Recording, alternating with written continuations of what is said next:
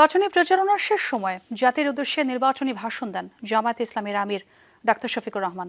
ভাষণে সততা, দক্ষতা ও কর্মসংস্থানের সুযোগ তৈরি করে দুর্নীতি, আধিপত্যবাদ ও চাঁদাবাজ মুক্ত বাংলাদেশ গঠনের জন্য জামায়াত ও 11 দলীয় জোটের পক্ষে ভোট চান তিনি। বলেন, ন্যায় বিচার প্রতিষ্ঠায় জামায়াতে ইসলামী জামায়াত অঙ্গীকারবদ্ধ। তারা ক্ষমতা এলে সব ধর্মের মানুষের মৌলিক অধিকার নিশ্চিত করবেন।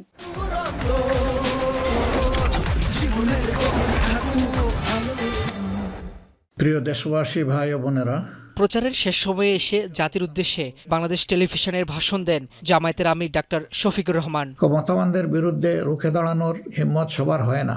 ভাষণে তিনি বলেন, আগামীতে জামায়াত ইসলামী ক্ষমতায় গেলে সততা ও ইনসাফ কায়েম হবে, সুযোগ তৈরি হবে কর্মসংস্থানের। তার বিপরীতে দুর্নীতি, আধিপত্যবাদ ও চাঁদাবাজ মুক্ত বাংলাদেশ গঠন করবে তার দল।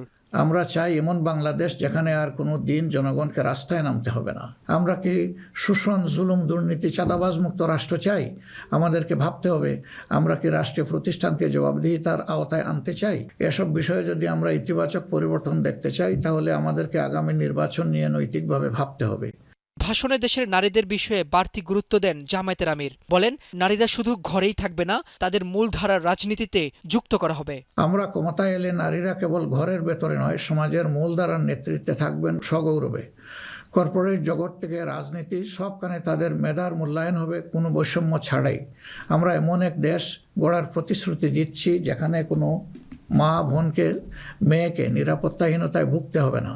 আগামী বাংলাদেশের দায়িত্ব সচেতন তরুণদের হাতে তুলে দিয়ে জামায়াতের আমির বলেন, বিভেদ ও বিভাজনের রাজনীতিমুক্ত দেশ গড়তে চান তারা। আমাদের প্রবাসীরাও জাতীয় সংসদে আনুপাতিক হারে ইনশাল্লাহ তাদের প্রতিনিধিত্ব আমরা নিশ্চিত করার পক্ষে।